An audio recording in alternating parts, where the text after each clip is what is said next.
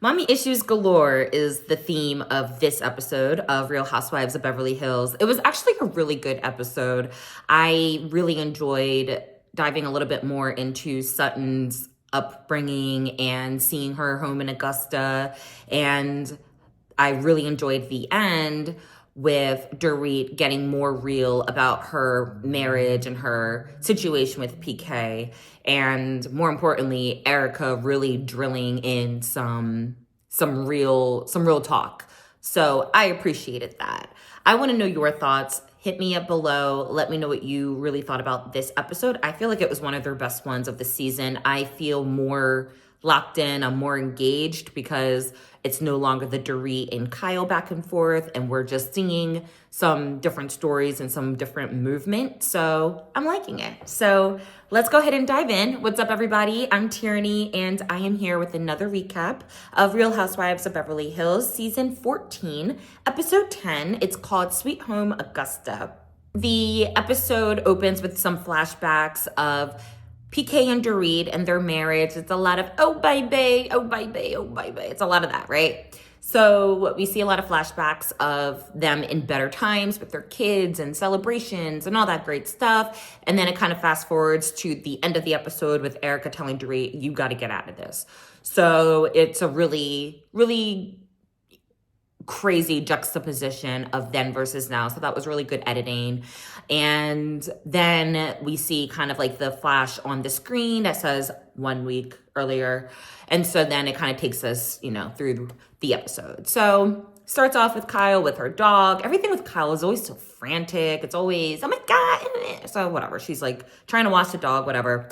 Then we see Erica with her interior decorator, and she's like, it's going to be $37,000.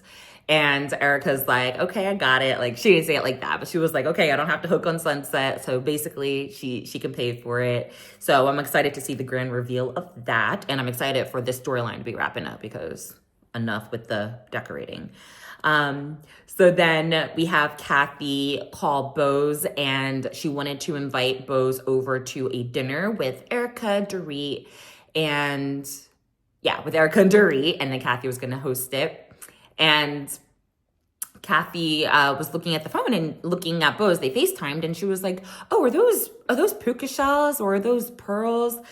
And Bose was taken aback for a second, but then she I don't know. I was going to say she caught it. I don't know if I don't think it was shade. I'll give Kathy the benefit of the doubt because she also thought that Garcelle was Kyle. So we know her eyesight is not all there. But Bose was like, oh, these are diamonds, baby. I said, I know that's right. I know that's right, Bose. So Kathy was like, oh, okay. I said, I get it. So it was good.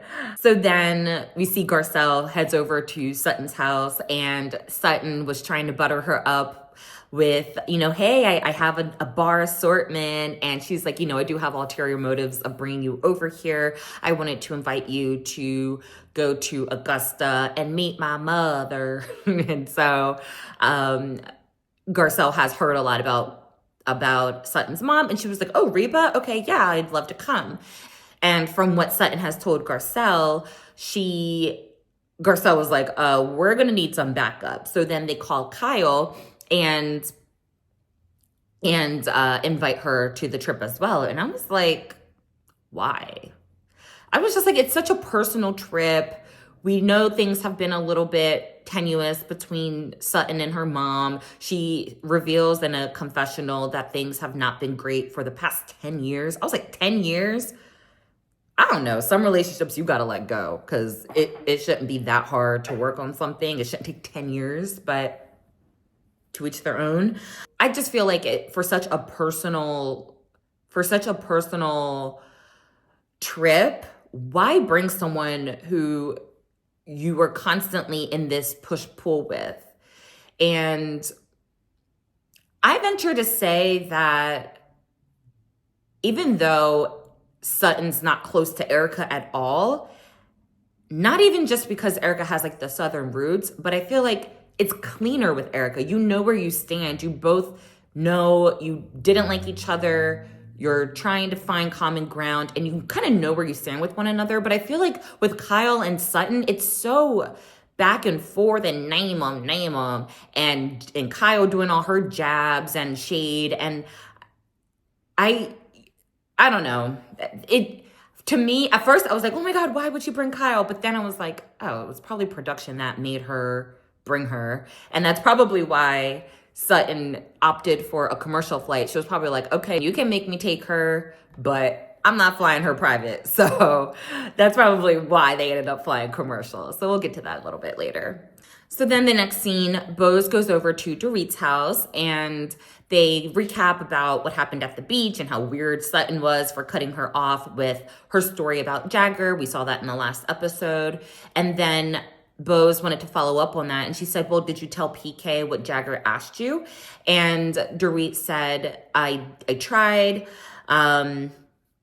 She said, I sent PK a long text that was basically like, hey, we need to get on the same page. We need to be amicable for the kids and all of that. And she didn't hear back from him. And so she followed up the next day, like, hey, did you get my message? Or like, you're not gonna respond.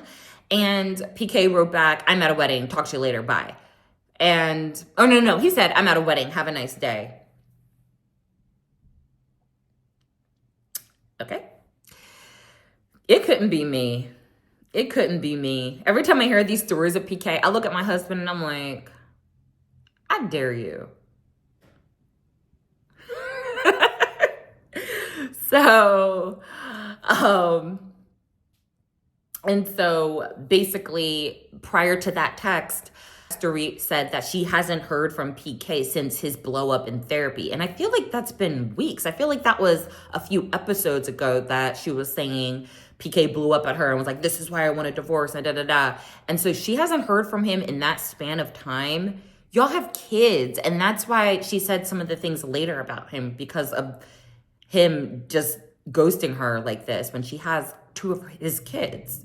So Bose was basically putting her up on game and was like, you just need to be prepared. She didn't say this out loud, but like, girl, he's about to file for divorce. So just like, you don't know how this is going to go when you finally do hear from him. So just be prepared, start bracing yourself and start figuring out your next move. So I felt like that was really good advice. So then the next scene, Bose and her man, Keely, go to a steakhouse. I love a steakhouse. Like my birthday, I just celebrated my birthday. Shout out to the Aquarians. And like when it's my birthday, we go into a steakhouse. Valentine's Day, we go into a steakhouse. Like I love a steakhouse. So anyways, I was like, ooh. So I can't wait to look this steakhouse up. I didn't look it up yet because I love a menu. Anyway, so Bose was pretty much saying that she's still in her love bubble with Keely, and I'm here for a love bubble, but I don't think I like him anymore. I try to give him the benefit of the doubt. I try to not jump on the red flag bandwagon, and I don't know. I'm getting weirdo vibes from him, and I think Bose can do better. Bose basically says to him, you know, hey, I feel like we're missing steps, and we're over here trying to plan for kids, but we don't even know where we're going. We haven't talked about marriage. I think I saw in a preview that they haven't even said I love you. No, ma'am. Excuse me? You're a part of this, Bose. Like, you're a little bit at fault too. But anyway, she was like, you know, I feel like we're skipping steps, and I just feel like we need to figure out like this timeline. And here goes Keely. Oh, like what timeline? We have a timeline? Sir, you're 48. She's 47. You want kids. What? Like, I can't. So she's like, yeah, like if you want me to carry the baby, if you want a baby, you know, we need to figure out what we're doing. I don't want to have a child out of wedlock, so that's going to require marriage. And so we need to figure out if we're on that road. And it's kind of strange that she even has to say this. And I feel like if you have to ask a man, what are we doing? You're not doing anything. I feel like if a man wants you, he's going to make his intentions known. He's going to tell you, okay, this is how I'm feeling. This is where I'm at. This is where I want to go. And he's going to pursue you. And I just feel like oh, Bose, you are too old and more importantly, too fabulous and accomplished to be asking some man, so what are we? As if you're like 19 years old. Like, no, no, no, no. Ugh. So here goes Keely talking about at what point does it become a waste of time? Like, I can't promise you that I'm not gonna waste your time. Okay. And that's when I would have been like, Chuck, please. I would have left. Like, I don't have time for this. Like, I was so frustrated watching this scene because I want Bose. I want her to be happy and I want her to have a companion and have love, but Keely was getting on my nerves. So I was just like, girl, run. Run. So then Kyle and Mauricio go to a gun range and they're shooting. And, I think this was under the guise of like, oh, Kyle, you're home alone. You should have protection and have a gun. So they do the gun thing and then they sit down and Kyle asked Mauricio, hey, how's condo life? And he was like, it's coming together. Mauricio seemed really strange in this scene. I don't know if it was because he wasn't high. We've seen him high for the past few years, or if he was just nervous to film with her now that their relationship is different. I don't know. He seemed a little like he was stumbling a lot on his words. Whatever. So condo life is good. I have eggs in the fridge. I eat a lot of canned soup. I was like, not canned soup. Ooh, you down bad. He probably has a lot of DoorDash and he probably goes out a lot for, his schmoozing activities that he needs to do for his job. So I'm sure he's eating well, but my God, I was like, not canned soups. So, and then he said, how are things with you? And she was just basically saying, it's really different. It's difficult because you're in this like fabulous new environment and I'm in our marital home and I don't have a marriage. And it's really tough and the kids are out and I'm alone and it's really sad. And so she starts crying. Of course, it's Kyle, but that is actually really sad. So then she starts crying. He consoles her. And I mean, like I said, it's a sad situation. I wish I cared more though, but I decided I don't want to care more because Kyle told us last year that this is none of our business. So Garcelle arrives to the VIP terminal at LAX and I'm like, ooh, I want to do that. So one day, I'm putting it out there, I'm going to be going through some VIP terminals. So Kyle and Sutton meet her there and they head to Augusta. Avi meets them at the airport and Augusta takes them over to Sutton's house. So Sutton has a beautiful, very Southern, there's a lot of like the pillars and the columns and very beautiful home. And she bought it with her ex-Christian and won it in the divorce. And so they were just kind of admiring and touring her home. And then Sutton's mom, Reba, comes over with, I'm assuming her man, her boyfriend, whoever. I think his name was Jim. So then they arrive and Garcelle was just very gracious and gave her a hug and was like, nice to meet you. I'm Garcelle. Introduced herself to Jim. The mother was just like, oh yeah, it's nice to meet you. And then and then Kyle came over to introduce herself. And when she hugged Kyle, she was like, oh, you're really pretty. Garcelle was like, she say that to me? I was like, oh, here we go. So then Garcelle went and gave Reba a gift that she had purchased before the trip. And when she's handing it to her, Reba was like, oh, goody, what is it? And Garcelle was like, oh, well, you have to open it. Like, I'm not ruining the surprise. And Garcelle, like, it was like a weird, like, kind of weird back and forth and weird tension.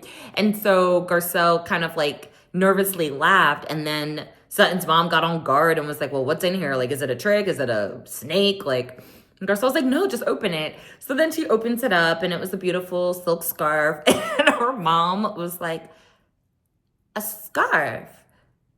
And Garcelle's like, yes. And her mom's like, thank you. In that moment, I saw where Sutton got her Southern manners. I saw it. I was like, oh, Lord. So Garcelle's trying to get things back on track, and she's like, I've heard so much about you. And Reba's like, I heard so much about you too. And Garcelle's like, oh, good things, I hope. Like, this is like a standard conversation, right? Like, when someone says it, you'll go, I hope it was good things. Right? Like, it's just like the thing to do. And Garcelle's like, oh, good things, I hope. And Reba's like, oh, we're going to see. I said, Lord have mercy.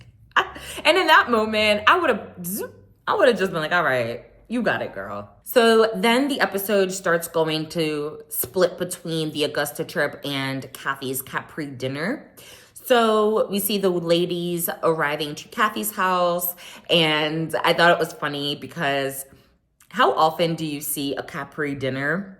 And so we know that Dorit had the Buca di Beppo Capri room a few years ago, and you know, everyone was just like throwing shade at it, and it was ugly. Like, I don't know if it was shade because it was kind of true, but it was just funny that Kathy now had a Capri dinner and was really showing Dorit, this is how you really should have did it, bitch. Like, this is, you know. So we see the ladies kind of congregating and getting ready to sit down at the Capri dinner. And by the way, Erica looked gorgeous. I was like, yes, like she had a little pep in her step. She must have just got some. She had a little pep in her step. Her outfit was cute. Like, she had a little je ne sais quoi about her. I said, okay. And she said it herself, oh, I'm feeling kind of good tonight. I'm like, all right.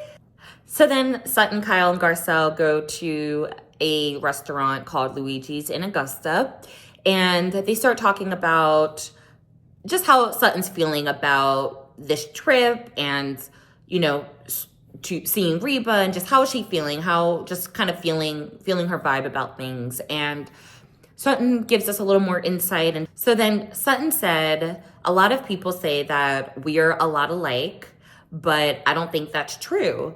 My mom is really tough.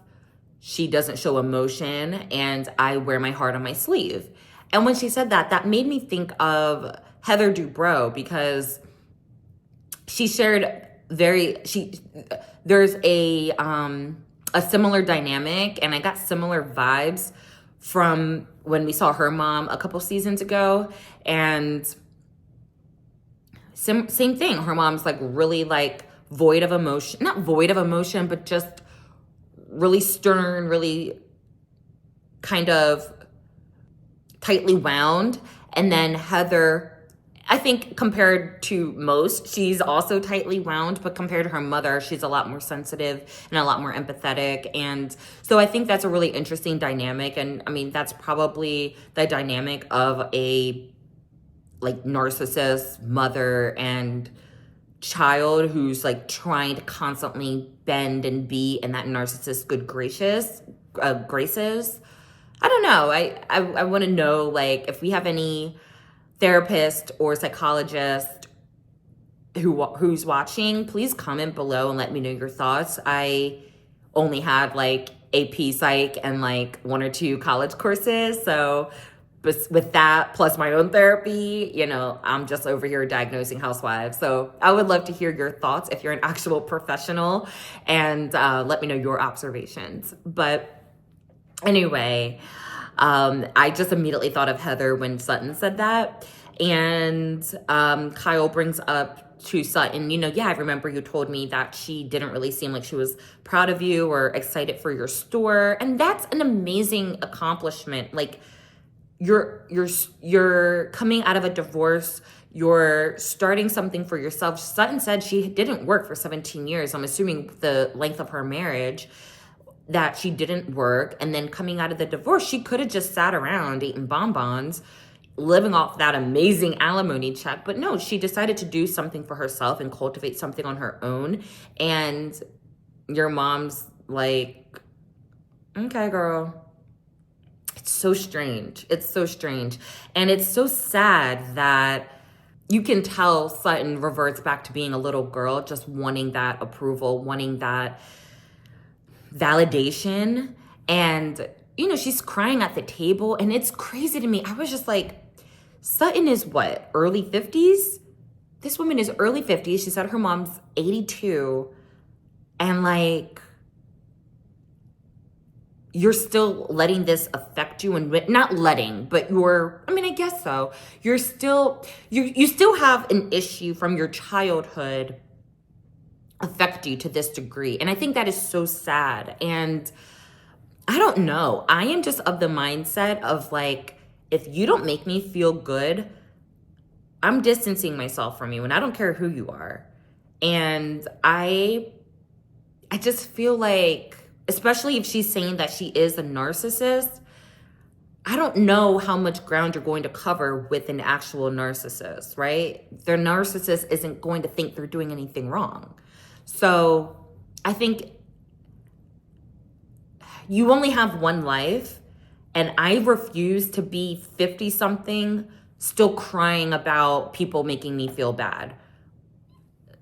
Love them from afar, live your life. And I don't want to be sitting around crying about people that probably don't even care because of whatever mental issues they have. And then two, for the most part, they're not going to change. And so that just broke my heart. And I just encourage you guys to take whatever action you need to do to make you feel good. And if that's distancing yourself, or if that's going to therapy, or if it is reaching out to them and giving a try. But, again, in a lot of situations, the person doesn't change. And so you have to kind of change things of how you're moving and how you're, handling things. So, and I think a lot of this is like my last diagnosis, and then we'll jump back into the rest of the episode. But I think a lot of what we're seeing with Sutton wanting validation from her mother, I think that trickles into her social life, because we see how poorly Kyle treats her, and yet Sutton is always wanting that validation, and it's always like a little bit of that pick-me energy of wanting to sit with the cool girls, and I want the queen bee to like me, and yeah, she makes fun of me, yeah, she throws me under the bus, but I really want her to like me. I really want her. And I think because she never had her own boundaries with her personal familial relationships, and the most important relationship, people can argue that you have a lack of boundaries in other relationships. I mean, Sutton said herself, I was raised by a narcissist, and then I ended up marrying a narcissist. And so, so sad. I just hope that people in these situations can get the help that they need, and can remove that burden as much as they can from their lives, so that they can live a full, healthy life and not constantly have that weighing on them, because we all deserve to have full, happy, healthy lives. So anyway, Sutton talks about how Reba is always praising Christian and never really acknowledging the things Sutton's doing, like raising her kids and opening a store and staying strong through the divorce. And she even talked about, when Sutton started going through her divorce, the first thing out of Reba's mouth was, well, who's going to pay for my house? Who's going to pay for my car? And worrying about herself. So I was like, girl, you're not getting anywhere with this woman, especially she's 82. God bless. God bless. I get the notion of, not wanting to have any regrets, but I feel like you would also have regrets of letting someone abuse you for 50 plus years. So then Garcelle says, I want to talk to Reba if it's okay. I want to just let her know, hey, I've heard about the dynamic of your relationship with Sutton, and I would love to help bridge the gap. And, I don't agree a lot with Kyle, but I agree with her here. I agree that it's a bad idea. I agree that you should just stay out of people's business. It's a complicated dynamic. It's 50 years of history that you were not there for, and you just met Reba. I think it's just inappropriate, and I feel like I get it. And I think from Garcelle's standpoint, she had lost her mother, and if she can help another mother-daughter dynamic to thrive and get better, she wants to do it. So I get it. I think it's coming from a good place, but no. And I think Sutton should have told her no. And I don't know, it's just getting a little old of Garcelle like coming to Sutton's rescue, because I don't feel like it's always reciprocated on Sutton's end. So I was just like, no, girl, But we see in the next episode, she does talk to Reba. So we'll see how that goes. So then we go back to the Capri dinner in Bel Air at Kathy's house, and Bose talks to Kathy, and she was like, hey, I know you're, the closest to Kyle. That's your sister. I been feeling like she's a little bit cold towards me, and I just want to know, what is your gauge on like where she is mentally? I know she's going through a lot. Like, what do you think her vibe is right now, pretty much? And Kathy basically said, I'm treading lightly. I don't want to push too much. She shuts down or she gets upset if I push too much. So I'm just kind of treading lightly, and she's going through a lot. But if you ever need her, she's going to be there for you right away. Kathy asked Dorit, so how are things with you? And Dorit says, I've been really protective of PK this whole time. They flash back to her kind of glossing over his DUI and just saying, oh no, it was alleged, and just being really careful about the way she's talking about that. She basically said that, Kathy asked a couple of questions, and one thing was, but he's a good father, right?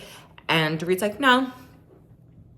And she was basically saying he's in London a lot.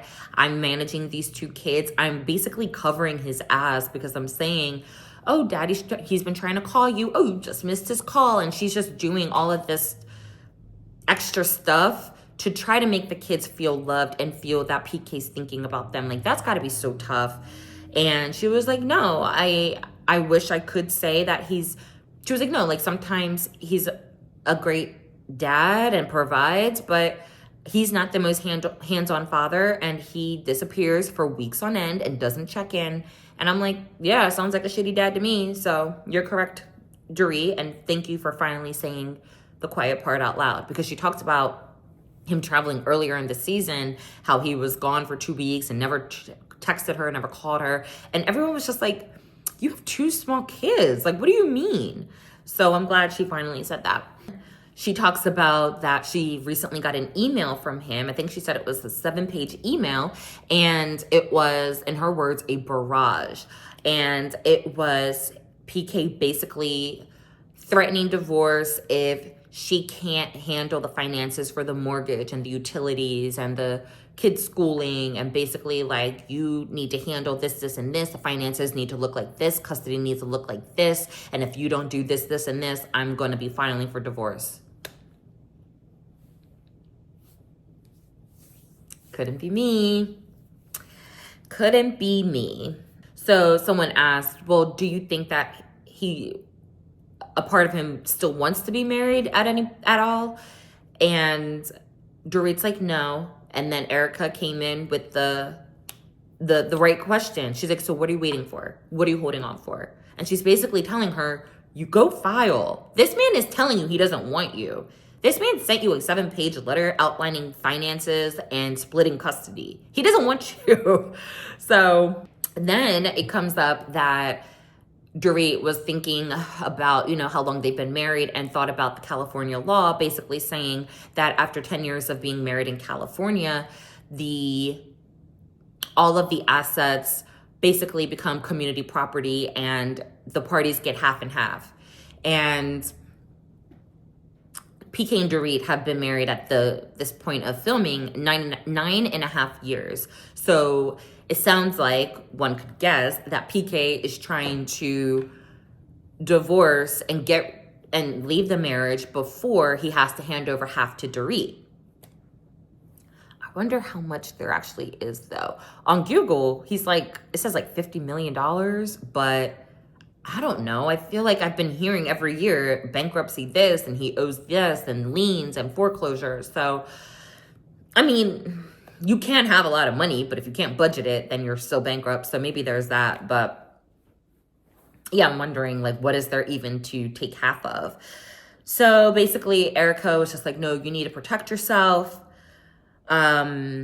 she was like, no, at this stage, he's not your friend, he's not your husband, he's your adversary. You need to move accordingly. So she was really just coming from a really good place of, this is, this may hurt your feelings. I don't want to BS you, but this is what you got to do so that you don't have any regrets later. And so I really appreciated that.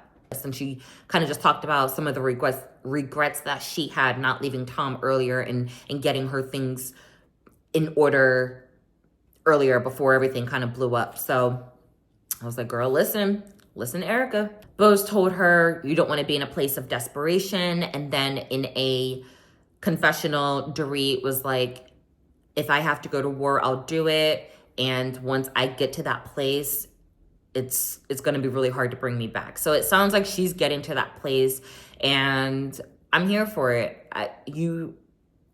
I'm not an advocate for divorce and people breaking up homes, but at this point, PK does not want to be in this marriage, and so you have to protect yourself and protect your kids. And I'm like, all right, let's do it. Let's get the war paint on and let's go. So then we see at the end of the episode, Dorit was like, well, like, don't you think I need to be sure? She was just kind of talking to Erica. I'm pushing back a little bit of like, don't you think I need to be sure? Like, what do you think I need to do? And Erica, again, with the straight talk, she was like, he doesn't want you, babe. He doesn't want you. I was like, yeah.